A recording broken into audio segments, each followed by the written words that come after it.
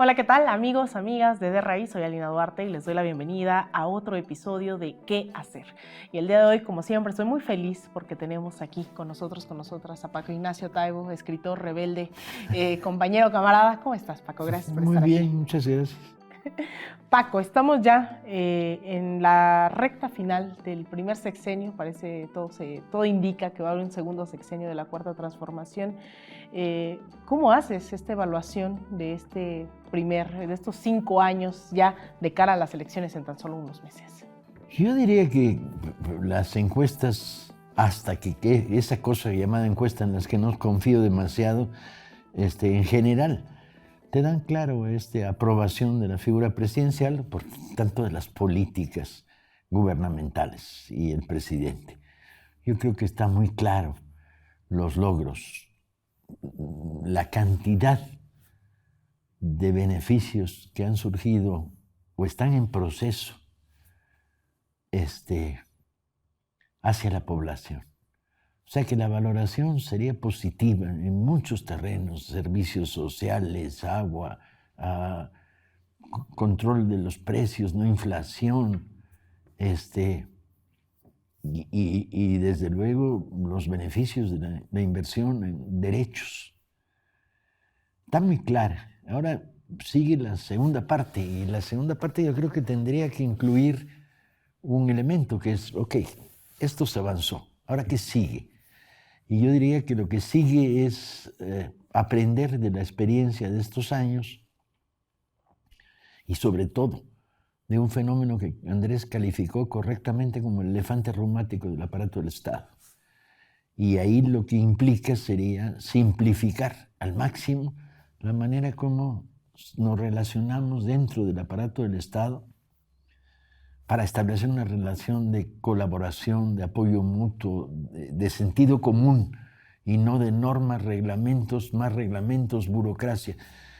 Los gobiernos priistas y panistas, los prianistas, lo que hicieron fue supuestamente controlar la corrupción y pusieron 12,000 trabas, pero están en el escalón inferior. Esas trabas no tenían la función de controlar la corrupción. Lo que hacían era, tú haz todo difícil abajo para que brinques la escalera y corrompas arriba. De tal manera que esto llegaba hasta los presidentes de la República. Las grandes corrupciones no se generaban en un mostrador de una oficina burocrática, donde dabas una mordida de 20 pesos para que se aceleraran tus papeles. Se generaban con presidentes haciendo negocios innombrables al grito de uca uca, el que lo encuentra se lo emboruca. El aparato del Estado se volvió negocio. Ok, entonces, ¿qué hay que hacer?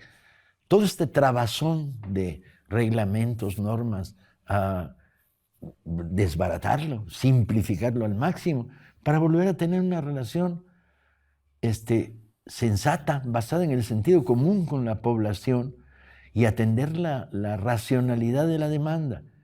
No puede decir que avancemos en la producción de agua potable y que luego nos encontremos en algunas ciudades de la provincia con departamentos de agua en la que tienes que llenar 37 fórmulas y no te pelan.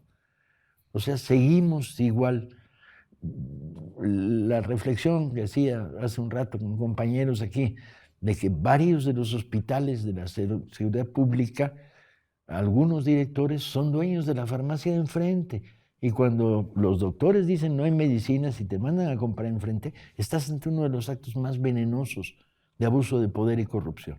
O sea, tenemos que limpiar el aparato y tenemos que simplificar y tenemos que hacer una reforma radical administrativo-burocrática que simplifique, que todos estos avances y logros lleguen de una manera racional, sensata, basada en el sentido común a la población y al mismo tiempo simplifiquen la tremenda carga de relaciones burocráticas y gasto innecesario que se genera dentro del aparato del Estado.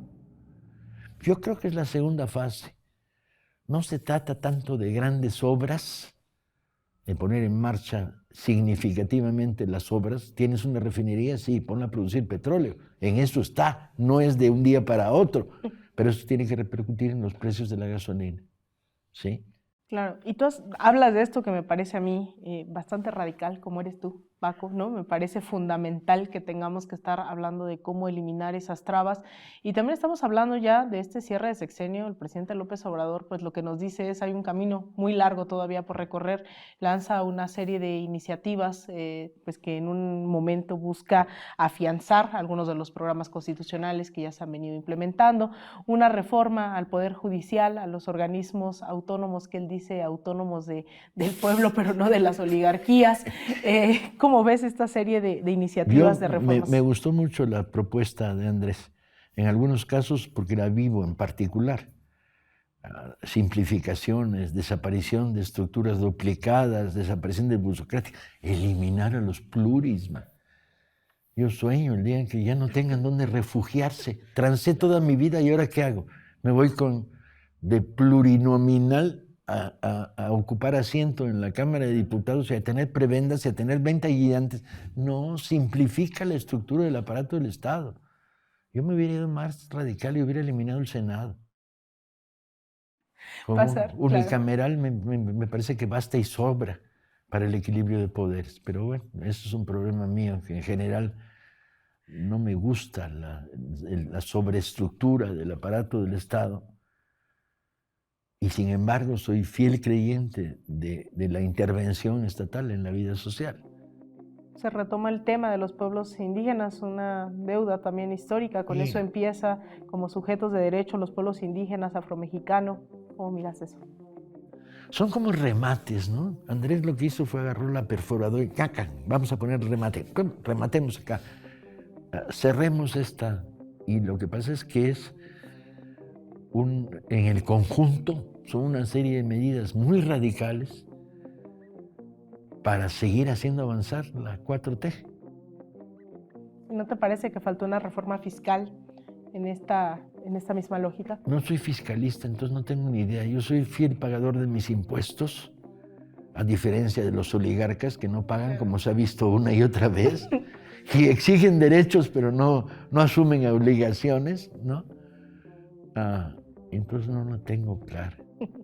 Vemos este cierre, Paco, tú has visto y has analizado y nos has contado, nos has regalado varios libros en torno a los procesos de transformación en este país, y vemos en esta llamada cuarta transformación, en este primer cierre de este sexenio, que nuevamente las derechas no se han quedado atrás. Hoy las vemos en forma de poder judicial, en forma de marchas del INE no se toca, pero también en forma de estos medios de comunicación que hoy están alegando al unísono que hubo un presunto financiamiento de la campaña de Andrés Manuel en el año 2006. Hemos visto un recorrido de Xóchitl Gálvez por Estados Unidos rindiendo pleitesía abiertamente. ¿Cómo ubicarías hoy a estas derechas electorales específicamente en esta disputa en México? Electoralmente son un pobre desastre. Están condenados, o algunos de ellos, a la desaparición, la extinción o el quedarse encerrados en un núcleo electoral muy conservador. Ese 25% que la derecha puede reclamar como propio y que se basa en el odio, la mentira, la calumnia, lo dijo la tele,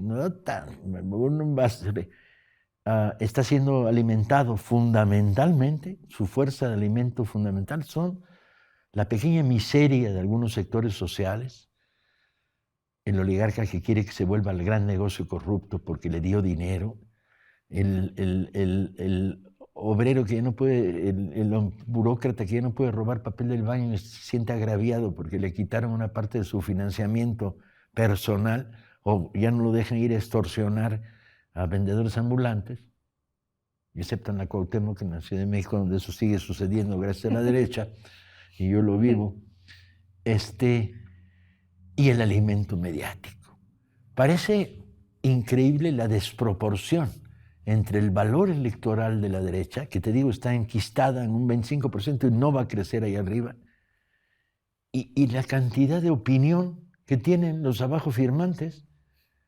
O sea, para representar un 25% de la población, carajo, tienen el 90% de los medios de comunicación controlados, ¿no? Y nos falta, para mi gusto, faltó una ley anticalumnia. Es necesario pararle los tacos a los calumniadores. Si no, estamos en el reino de Joseph Goebbels, el artífice de la información del Tercer Reich, que decía, tú insulta a 8 columnas y luego corrige el insulto en la última página con letra de 8 puntos hasta abajo. El argumento cuando tú leíste a un periódico, esto que está diciendo tu editorialista es mentira. Y te contestan como, legalmente no puedo hacer nada porque es su opinión, no la del diario. O sea, pero tú lo publicas y lo validas cuando lo publicas y lo difundes cuando lo publicas e invitas a que otros medios hagan eco de esa difusión. Lo que Andrés Ruiz llama filosóficamente las operaciones de nado sincronizado, como la campaña última de nado sincronizado, protagonizada por Andrés Seguro, recibió dinero del narco. ¿Y dónde están las pruebas? No, ¿cuáles pruebas? ¿Quién necesita pruebas para calumniar? O afirman que las tienen, pero que luego no las enseñan. Me encanta, ¿no? Yo tengo pruebas, ponlas en la mesa cuando abres la boca, sino que andas de hocicón. No, el nivel mediático es terrible. Y por eso se ha vuelto tan importante los medios públicos de comunicación, radio y tele, porque son el único contrapeso. Yo te quiero preguntar, Paco. Una ley anticalumnia. Que venga, la número 21. Propónsela. Bastante. Con estar regalando libros y creando bibliotecas y creando proyectos de fomento a la lectura de masas, que en estos momentos el fondo le está yendo muy bien a nivel nacional, ya tengo bastante. Y ahora ponerme a redactar una ley anticalumnia. Bueno, y sobre todo con una derecha que quiere quemar libros, ¿no? Que retiene libros. No es menor en lo que te estás metiendo, Paco. Es la bronca todos los días. El placer de poder insultar a un reaccionario no me lo quita nadie. Andrés luego a veces me regaña y dice, Paco, justicia, no venganza. Y yo digo, como dijo Pancho Villa, primero venganza, luego justicia. Y dice, no te pases. Digo, no, me controlo. Paco, cuando hablamos también, este programa se llama ¿Qué hacer? Pensando en las audiencias, en la gente que nos está mirando, que nos está escuchando, se vienen tiempos donde evidentemente la derecha no va a bajar la guardia, tiene también un aparato mediático que, contrario a lo que dicen de que hay un comunismo, una dictadura, pues realmente está intacto ese poder mediático, se está planteando ahora la reforma al poder judicial. Sin embargo, volteo mucho hacia el sur, me gusta ver mucho lo que ha pasado ahí en estas décadas de llamados gobiernos progresistas. Y hay gobiernos que pues muchos se confiaron, ¿no? Que creyeron que tomar el gobierno era tomar el poder, y de repente vimos que después de una década de gobiernos de izquierda no solo perdieron electoralmente, llegaron las ultraderechas. Ahí está Argentina con Milei, ahí está la disputa interna que se está dando en Bolivia entre Lucho Arce y Evo Morales. ¿Qué le dirías a la gente hoy sobre el rol protagónico que tendrían que cobrar más allá de, digamos, el proceso del aparato del Estado? México. Yo creo que lo hace bien. Nuestra política internacional es bastante sólida, está basada en principios y no en conveniencias, ni en geopolítica. Ha mantenido actitudes dignas en prácticamente todas las zonas de conflicto. Y yo les decía a los argentinos, son ustedes un pueblo sabio, mastíquense ahora el error de haber llevado a un reaccionario neoliberal profundo y virulento, disfrazado de antiestatista libertario, al que siempre le falta la segunda parte de la frase, que es: el Estado no sirve, enriquézcanse ustedes la iniciativa privada. Y luego la dice, y cuando la dice se desenmascara. No creo que, o sí creo que lo que funciona en México a nivel latinoamericano es el ejemplo. ¿Por qué conquistamos la mayoría? ¿Cómo conquistamos las mayorías? ¿Cómo las mayorías se expresan en el gobierno? Cada uno que lea la historia de nuestros países y reflexione. Conversando con unos compañeros españoles, yo les decía, me sorprende mucho que ustedes desde la izquierda canten el himno nacional al final de los actos. Y decía, ¿por qué se lo íbamos a dejar a la derecha? El grito de mexicanos, el grito de guerra, está toda madre. ¿Por qué se lo vamos a conceder a la derecha? ¿Por qué le vamos a conceder a la derecha la historia de México? Los hemos arrinconado. Nosotros estamos con Juárez y la generación liberal armada, con la izquierda de la independencia, con Hidalgo, Morelos, Mina, Guerrero, Matamoros. Ellos los dejas con la derecha, con Iturbide, los dejaste arrinconados con Maximiliano y los mandaste a dormir en el closet con Victoriano Huerta. La batalla por la historia se las ganamos de mala manera, a pesar de que rejegan, protestan. Este año pasado, con el debate sobre Pancho Villa, estuvo divertidísimo. Estuvimos repartiendo leña por todos lados. Y yo le decía a estos amigos españoles, carajo, este miedo a lo popular, con sus arraigos, que la izquierda hereda y que tiene, en virtud de sus etapas previas de afinidades stalinistas, hacia el partido único, la consideración de los poderes autoritarios, la verdad relevada, la religiosidad en lugar del pensamiento crítico. Libérense de este charco. Muchos lo hicieron en sus orígenes, pero ahora empiezan las reacciones interesantes. Los casos de Francia, de Italia y de Alemania, en un solo mes, te demuestran que el neoliberalismo no sirve, cosa que ya sabíamos algunos. Ahora necesitamos que lo sepan todos, o bueno, la enorme mayoría. ¿Y usted con quién está? Decía Blas de Otero. Yo con la enorme mayoría. Y has estado con la enorme mayoría, además, regalando libros. Paco, sí. ¿Cómo ha sido tu experiencia? Yo creo que has sido de esos que no te identificamos como funcionario, ¿no? En lo que implica conceptualmente como funcionario.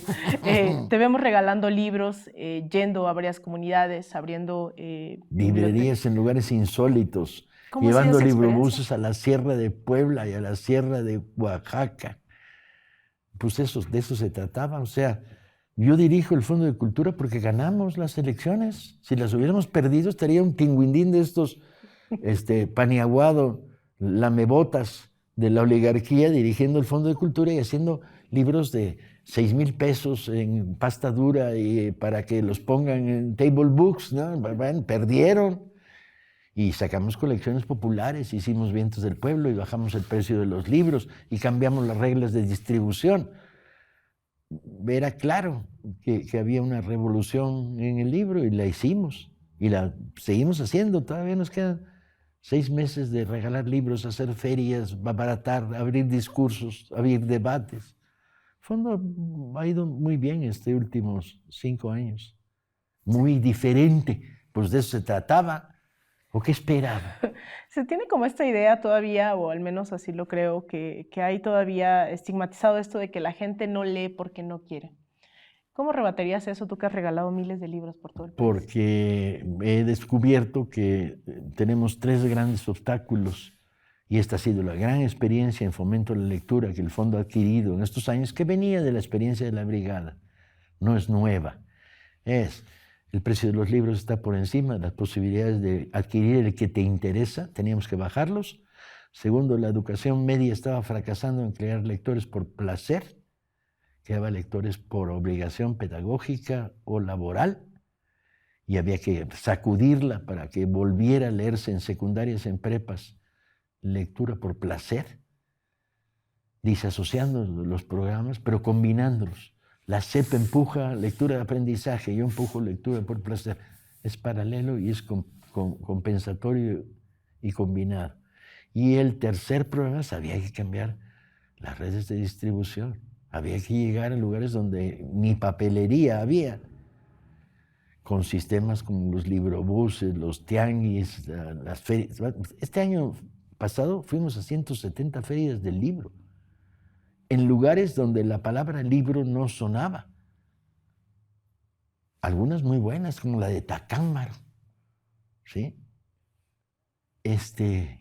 O tendidos de libros en universidades que no leen, donde se lee muy poco, y sin embargo los éxitos de los tendidos.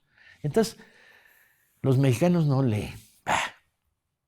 Básicamente los que dicen eso son tipos que no leen, hombre, señores y señoras que no leen.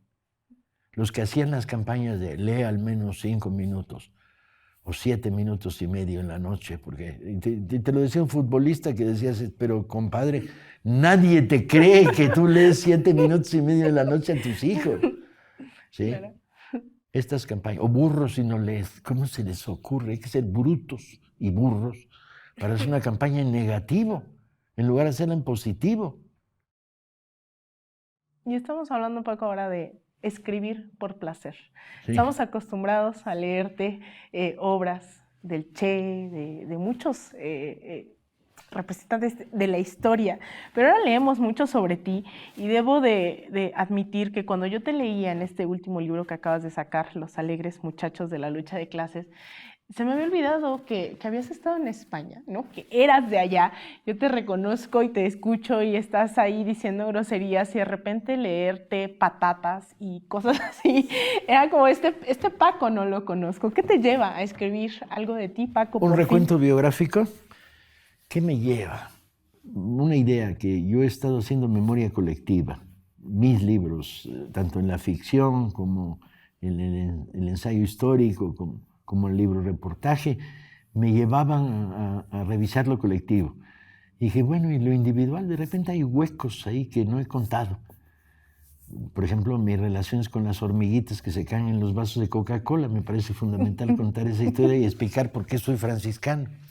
O contar el descubrimiento a los 7 años del sexo, o contar lo malignos que eran en la secundaria 4 cuando me querían quemar los pies porque todos los 15 de septiembre había que quemar las patas al gachupín. Yo hablaba con la Z, cómo tuve que desnacionalizarme y renacionalizarme mexicano, o contar la experiencia de qué pasó el día en que cerraron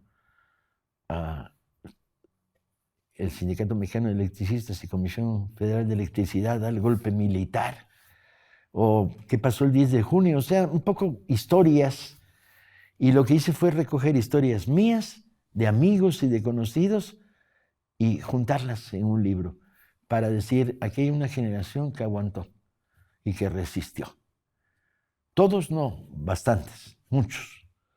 Algunos chaquetearon, sí, hay un capítulo dedicado a los traidores, otro dedicado a los chayoteros, pero yo quería hacer una especie de registro generacional.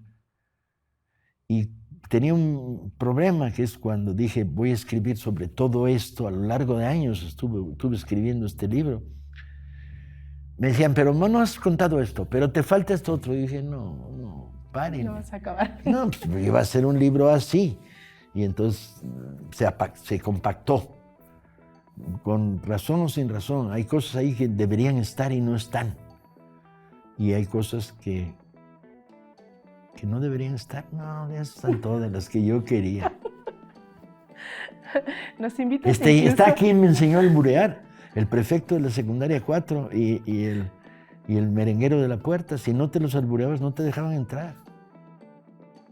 Nos invitas incluso a no pensar en quiénes son, pero haces lo contrario, Paco. Debo decir que nos haces pensar en de quién está hablando Paco cuando no dices nombres, cuando no pones. Eso me parece muy injusto con los lectores que estamos pensando en quién era aquella joven también de las medias azules, quién era. ¿Va a haber una segunda parte? No, es capítulo cerrado. ¿Y qué viene, Paco? ¿Qué viene después en tus obras? Te hemos visto escribir absolutamente de todo. Yo sé que has dicho incluso que te gusta mucho también la novela policial, ¿no? Que es de tus géneros favoritos. Quiero preguntarte también, pues tú has sido alguien muy cercano, no solo en este sexenio, al presidente López Obrador. ¿Tendríamos en algún momento la descripción de un personaje como él? No, deja que la historia haga la historia. No, ¿qué me sigue? Tengo una novela policíaca empezada, que es la historia en la época de Mancera en el DF, época abominable de por sí, del asesinato de una reina de la belleza de Sinaloa. Entonces estoy escribiendo una novela de Olguita, de lo más lépera y provocativa. Eso es por un lado. Por otro lado, estoy escribiendo un libro muy raro, una novela que sucede en la España del siglo XII, medievo total. Por otro lado, estoy escribiendo, tengo como 6 o 7 proyectos iniciados. Y últimamente me entró una gran curiosidad por ver si hago algo, que a lo mejor lo hago, pero para televisión, no para libro, sobre la década de los 20 en México. Así como me empeñé en que había que rescatar el liberalismo armado en patria y contar la historia del juarismo y la gran heroicidad nacional, los 20 ahora me interesaría hacer una recopilación de los 20, que incluyera las revoluciones que no fueron, la Cristiada, la muerte de Obregón, los alacranes rojos de Durango, Escudero en Acapulco. He hecho varios trabajitos y me está antojando. A lo mejor no lo hago, el libro lo hago para televisión. Los años 20, mexicanos. Pues Paco, muchísimas gracias por haber estado con nosotros y nosotras el día de hoy. Agradecerte y seguiremos muy atentos de estas historias, de esta lucha que sigues dando también a través del Fondo de Cultura y de todo lo que haces también aquí en México, tan mexicano como los albures, que te sabes también. Hecho, muchas gracias. Y gracias a todas y a todos ustedes por estar aquí en ¿Qué hacer? Nos vemos en una próxima emisión.